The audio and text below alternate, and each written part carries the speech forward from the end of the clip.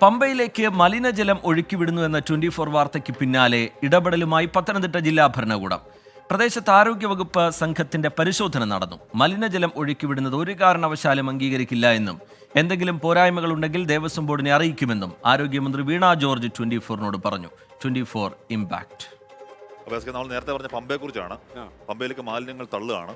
അത് അടിയന്തരമായി നിർത്തിയേ മതിയാവുകയുള്ളൂ. എന്തായാലും ആ വാർത്തയിലേക്ക് ഒന്ന് പോകാം. Okay, ready. Over to Pamba.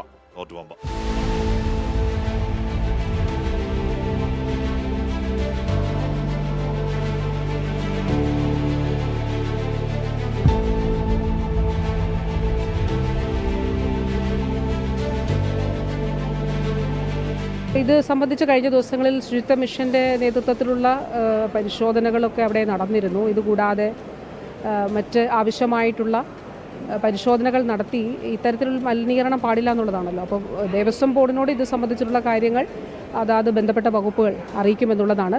ഒടുവിൽ വാർത്തയ്ക്ക് ഫലം കണ്ടിരിക്കുന്നു. ഗുരുതരമായ ആരോഗ്യ പ്രശ്നങ്ങൾ ഉണ്ടാക്കാനിടയുള്ള മലിനീകരണ പ്രശ്നത്തിൽ പത്തനംതിട്ട ജില്ലാ ഭരണകൂടത്തിന്റെ അടിയന്തര ഇടപെടൽ. ആരോഗ്യമന്ത്രി വീണ ജോർജിന്റെ നിർദ്ദേശപ്രകാരം ആരോഗ്യ സംഘവും മറ്റുന്നത ഉദ്യോഗസ്ഥരും പ്രദേശത്ത് പരിശോധന നടത്തി. പമ്പയിലേക്ക് ഒരിക്കലും മലിനജലം തള്ളാൻ അനുവദിക്കില്ലെന്നും ഗുരുതരമായ ആരോഗ്യ പ്രശ്നങ്ങൾ ഉണ്ടാകുമെന്നും മന്ത്രി 24നോട്. ജില്ലാ കളക്ടർ ഇതുമായി ബന്ധപ്പെട്ടിട്ടുള്ള നിർദ്ദേശങ്ങളും നൽകിയിട്ടുണ്ട്. തീർച്ചയായും ഈ മലിനീകരണം ആ നിലയിൽ ഏതെങ്കിലും തരത്തിൽ ഉണ്ടാകുന്നുണ്ടെങ്കിൽ അത് റെക്ടിഫൈ ചെയ്യപ്പെടേണ്ടത് തന്നെയാണ്. അടുത്ത ദിവസവും വിവിധ വകുപ്പുകളുടെ പരിശോധന പമ്പയിൽ ഉണ്ടാകും. മലിനജലം എവിടെ നിന്നാണ് ഒഴുകി വരുന്നതെന്ന് കണ്ടെത്താനാണ് ജില്ലാ ഭരണകൂടത്തിന്റെ തീരുമാനം. ഇക്കാര്യങ്ങളെല്ലാം ദേവസ്വം ബോർഡിനെ രേഖാമൂലം തന്നെ അറിയിച്ച് പരിഹാരം കണ്ടെത്താനും തീരുമാനമായിട്ടുണ്ട്. ആയിരക്കണക്കിന് മനുഷ്യരെ ബാധിക്കുന്ന പമ്പയിലെ മാലിന്യ പ്രശ്നം അധികാരികളുടെ മുൻപിലേക്ക് എത്തിക്കാൻ കഴിഞ്ഞു എന്നതിൽ ഞങ്ങൾക്ക് ചാരിതാർത്ഥ്യമുണ്ട്. വെറും വാക്കല്ല, നടപടിയാണ് ഉണ്ടാകേണ്ടത്.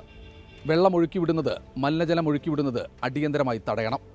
അതിനുവേണ്ട നടപടികൾ അധികാരികൾ സ്വീകരിക്കട്ടെ.